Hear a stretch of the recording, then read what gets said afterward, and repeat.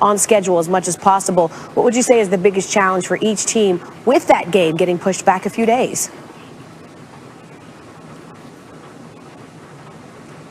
Well, I think the toughest thing about this is trying to figure out, if you're the Pittsburgh Steelers, what's the next step in practice. When you start to prepare for a game that's on Thursday, there's a certain schedule that you keep. And now that you move it out to Sunday, obviously, you know, Coach Tomlin, the standard is the standard, next man up, all of these cliches, but we're in unprecedented territory. So now it's redoing the schedule, understanding and trying to figure out who will be available for the Baltimore Ravens as you continue to push forward toward the game, and also keeping your team focused and not frustrated by this being the second time they've dealt with postponements or cancellations due to another team dealing with COVID-19 issues. And so for the Pittsburgh Steelers, it's about focus. And then on the Baltimore Ravens side, it's about getting as many people as you can back healthy, understanding the protocol, sticking to quarantine, yet still preparing for a game now moving forward, understanding who will be available to you. And again, you've got to give the NFL credit. Flexibility has been the key throughout the season, and they've shown it yet again here with the Thursday night game now moving it to Sunday. Last week, we came up with this new segment, and Ryan was actually getting defensive about his former head coach, Mike Tomlin. Take a listen. I want to defend someone else, and that's Mike Tomlin. So I'm going way off of what this segment was supposed to be. Mike Tomlin's on year 14. Mike Tomlin's never had a losing season.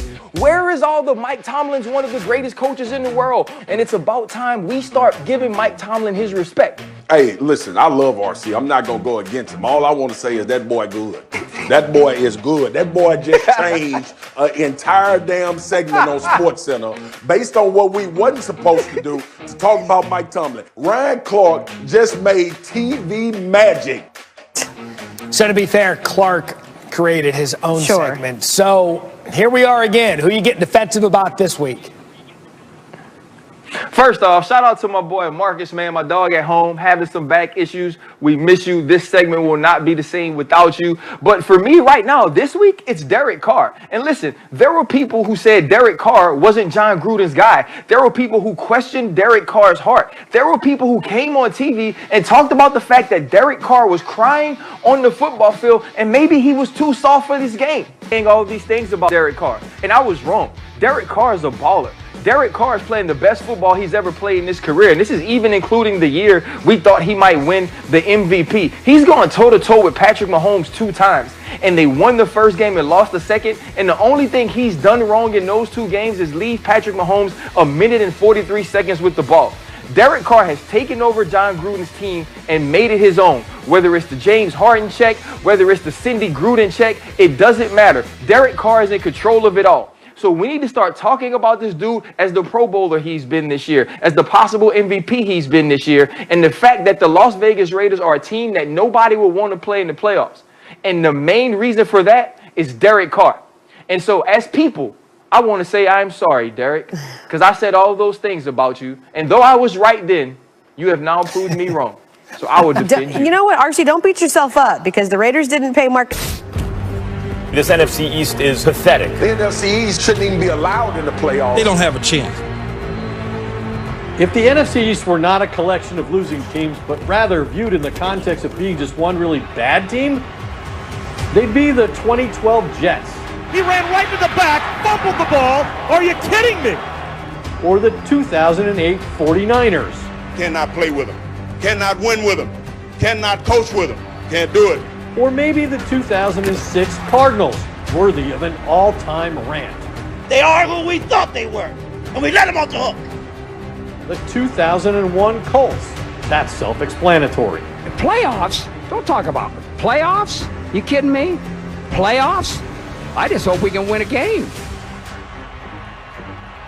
Each of those teams had winning percentages the same or better than this year's collective NFC East. The division has a combined 12-27-1 record, the second worst for a division through Week 11 since the NFL merger in 1970. Your division is pathetic. They're so horrible, so embarrassing. On Thanksgiving Day, Dallas and Washington will play for first place. The winner, presuming there is one, will be 4-7 and occupy first place, at least temporarily. In fairness, two of the franchises, Dallas and New York, have lost their most feared offensive players to season-ending injuries. Dak Prescott. Bouncing out to the left across the 20. Oh, and he's hurt. Dak Prescott's hurt. And Saquon Barkley. Barkley is now down and hurt. Writhing in pain down there. While Philadelphia's Doug Peterson won a Super Bowl 3 years ago, the other head coaches in the division are all in their first seasons with new franchises. And the coronavirus pandemic cost each of them significantly. They lost all their preseason games that are so important to preparing teams and evaluating players. The quarterback situation is another issue worth noting. The Cowboys have started 4 different quarterbacks. Washington, 3. Smith throws and connects. Touchdown, Washington. Who would have guessed that Alex Smith would be coming off his first victory as a starter since suffering the fractured leg that jeopardized his career, and that he would have a chance to play Washington into first place in a nationally televised holiday game. It should also be recognized that the NFC East just completed its most successful week so far. With both Dallas and Washington winning on the road, the division was 2-1 in Week 11, the first time the division posted a winning record all season.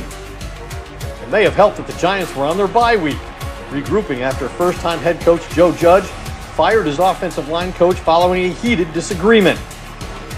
Yes, things are indeed heating up in one of the worst divisions in NFL history. Ed Werner, sad but true. Majority of the NFC East is in a unique spot as the Washington football team. Giants and Cowboys all a half game back of first place in the division. Those 3 teams also in the mix for a top 10 draft pick next year based on their current records. Dan and Ryan back with us. If it was up to me, I legitimately believe the NFC East should give up their playoff spot to the NFC West. I think it's an absolute joke and an embarrassment to football. But the question is, Clark, who do you think wins this pillow fight? Hell if I know. Do you know? Like, does anybody want to win it? Do any of these teams look like they're capable of winning it? I think right now you have to look at the Dallas Cowboys and the New York Giants for the way that they've at least been playing recently and say that these are the 2 most competitive teams. But this fluctuates week to week. There's somebody that steps up and plays even worse than another team. And so right now, when I look at Joe Judge and I look at Daniel Jones, I kind of have more faith in them than I do anybody else. And then you take the last 2 weeks of the Dallas Cowboys and you say, hold on, maybe they can win it. This is obviously going to come down to the end, as I feel like the NFC East always does, but it's going to be a 5 or 6 win team that actually gets a home game in the playoff, which is a shame because this division is so bad. Dan, I know that you've had a chance to study the tape because you're looking at the division leader, the Eagles. A tie is what's putting them above the rest of the pack. They lost to the Browns somehow, right? They lost to the Browns, and now all of a sudden people are whispering, you've got Jalen Hurts on your bench, so maybe move on from Carson Wentz and give him a try. How would you respond to that? Everybody blame the quarterback. Listen, Carson Wentz isn't playing good football. The whole football team is not playing well. If you go back to last week and everyone's like, okay, Carson Wentz gave the other team 9 points, one of them being a pick 6 and a safety. Is it really just because the quarterback didn't play well? I would say no. Look at the interception. You're going to have the route concept up top. They're going to try to get a little bit of a bubble fake with the play action shot. But really focus on the protection backside. That corner is going to trigger off, and that tight end wing should have number 4. That's who that corner is. Carson Wentz is staring at the receiver. Maybe he doesn't like it. Maybe it's a muddy picture. We all say, Carson, don't play hero ball. Well, that's exactly what he's trying not to do. He's trying to just kick this ball out to the check down. You get a one-on-one guy out in the flat. But since the tight end wing doesn't pick up the blitzing corner, that becomes a pick 6. Now you got an orbit bubble behind the quarterback, and you're trying to get another play action fake with the sail concept, reading those flat defenders. Now those flat defenders are going to widen, but this looping defensive end comes unblocked. He's going to split the quarterback's sternum in half. But Carson Wentz is seeing, okay, I've got a little bit of a window. Greg Ward, see it the same way as me. I'm going to take a little bit off this ball and throw it on your back shoulder. Just sit there. We have a completion. I got to get it out of my hands because that guy doesn't get blocked. And it almost becomes an interception. And it's like, well, everyone, the quarterback stinks. No, the receiver needs to see it the same way as the quarterback. The tight end wing, you guys pick up your protection responsibilities so the ball doesn't go flying in the air for a pick 6. So this is quarterbacking is connected connected to everybody. It's connected to our play caller. It's connected to the rhythm of that. It's connected to everybody else's performance. And that's what's struggling in Philly is he's not playing great, but everything around him is failing now as well. It's also connected to this segment because quarterback changes are exactly what happened in Denver on Sunday when Brian Flores benched Tua Tagovailoa for Ryan Fitzpatrick. Here was Flores speaking today, new on SportsCenter, about his quarterback situation. He's been fine. I think it's a little bit of adversity. That's never hurt anyone. He's fine. We did our normal Tuesday meeting yesterday. Went through the Jets. And, no issues. All right, so Dan, you went back and watched the tape. What did you think of the decision to pull Tua? Yeah, I didn't like the decision in the moment, and I didn't like the decision after watching all 22 copy because Tua wasn't playing bad football. Their offensive line got beat up by Denver's defensive line, and there wasn't a ton of opportunity for Tua to make throws. The throws that were there, the times that guys were open and he wasn't pressured, he made. I think he missed the first third down of the game. He's on the run. He takes a deep shot and he misses it. That's the only one that you go, come on, Tua, hit that ball. But other than that, he was just getting beat up and the pocket was just collapsing on him. And I didn't like it for this, Matt, because first of all, it's the first time that he faced adversity as a pro. It's the first time since he named the starter. So what does that tell your football team? Second of all, that situation is coming again. You know, what happens in 2 or 3 weeks if Tua is just playing okay, you're down 10 against the football team, does Tua have to play hesitant, thinking, oh, if I don't make this play or if I don't force this football to try to get a first down, then Ryan Fitzpatrick's coming in. And I did not like that. Now, Brian Flores has pressed a lot of the right buttons. I did not think this was one of them. Okay, we do have breaking news that we're getting right now into SportsCenter. Ravens and Steelers, which was set to be tomorrow night, the nightcap, the 8:20 game, Thursday Night Football, has now been moved to Sunday because of multiple positive COVID tests on the Ravens. We had mentioned this week alone, they've got 5 players who tested positive, 4 staff members. RC, just a few minutes ago, we talked to you about what would need to happen should this game happen tomorrow. Now that we know it's not, what is your thoughts on having to postpone this game to Sunday?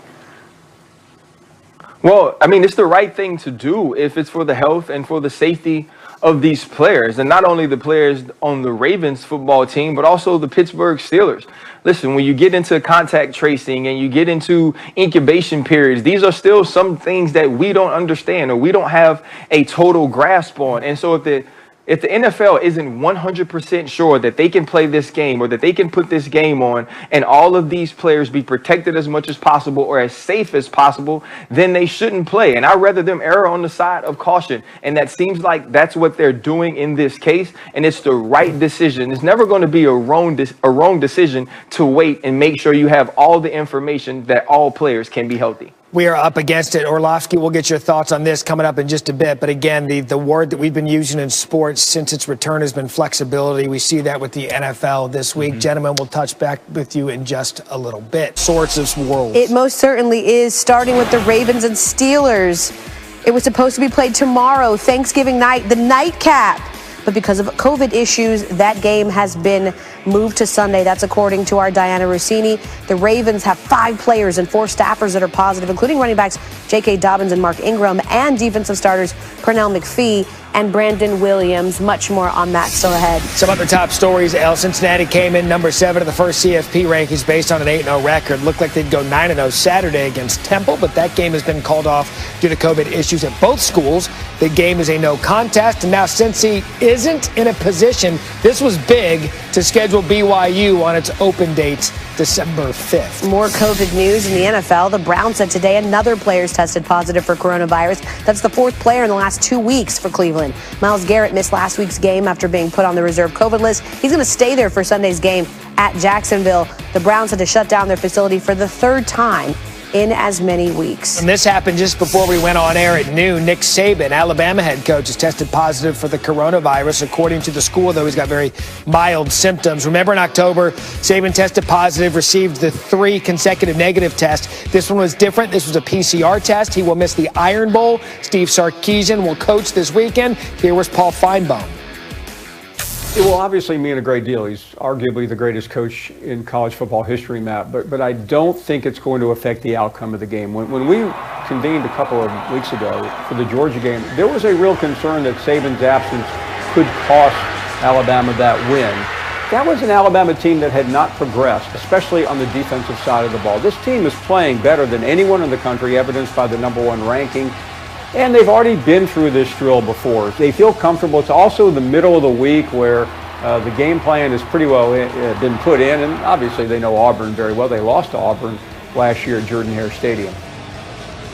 This comes on the heels of the first college football playoff rankings being released last night. BYU making its first ever appearance, coming in at 14, 9-0 record. ESPN's FPI gives them a 14% chance to make the college football playoff. That because of scheduling issues, that they don't have that tough of a schedule. Northwestern ranks 8th, first time it's cracked the top 10. Wildcats are 7th among Power 5 teams in total defense, allowing just over 300 yards per game.